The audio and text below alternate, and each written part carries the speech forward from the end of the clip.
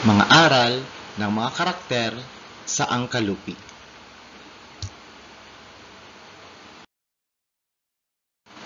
Aling Marta. Paglalarawan, isang may edad na naginang, may bahay, konserbatibo at mapangusga. Nakatira sa isang maayos na bahay sa lungsod. Mapagmataas sa estado ng buhay at mabilis sumusga base sa itsura.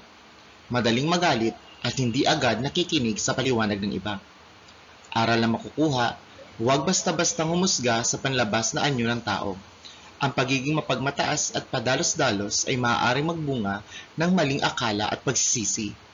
Mahalagang pairalin ang bukas na kaisipan at malasakit sa kapwa bago gumawa ng konklusyon.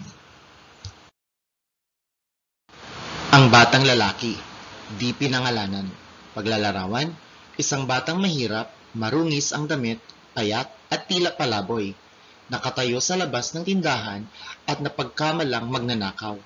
Tahimik, hindi marunong lumaban, ngunit inosente at may dignidad. Sa huli ay napatunayang walang kasalanan.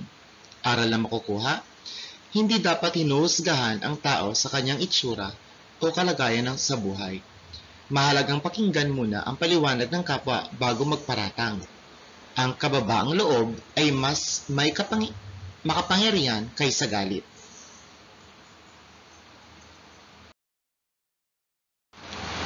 Ginoong Morales, asawa ni Aling Marta. Paglalarawan, kalma at may malasakit na asawa ni Aling Marta. Mas bukas ang isipan at mas mahinahon sa pag-iisip ng solusyon. Siya ang nagsabi kay Aling Marta na naiwan lang ang kalupi sa kanilang bahay. Aral na makukuha, ang pagiging kalmado at rasyonal sa gitna ng problema ay mahalaga. Mahalagang balansehin ng lohika ang damdamin lalo na sa oras ng tensyon. Ang komunikasyon at pakikinig sa isa't isa ay susi sa pagresolba ng hindi pagkakaunawaan.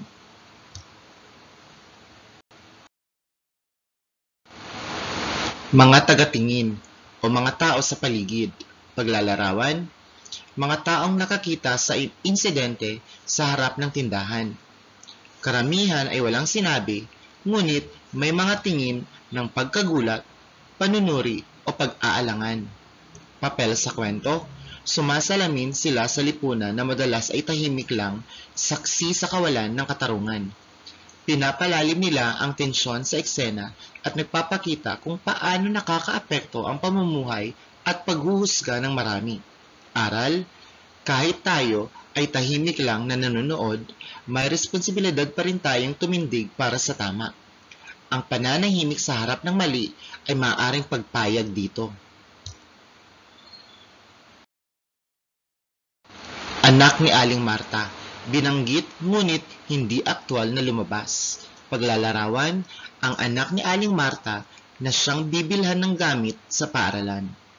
Hindi lumitaw sa eksena, ngunit ang dahilan kung bakit si Aling Marta ay bumili sa tindahan. Papel sa kwento, ang pagkakawala ng kalupi ay naiuugnay sa intensyon ni Aling Marta na gastusan ang kanyang anak, na nagpapahiwatig ng pag-aalala sa sariling pamilya, ngunit kulang sa malasakit sa iba. Aral, minsan, sa sobrang pagtutok sa pansariling intensyon, nakakalimutan nating maging makatao sa iba. Pangkalahatang aral mula sa angkalupi.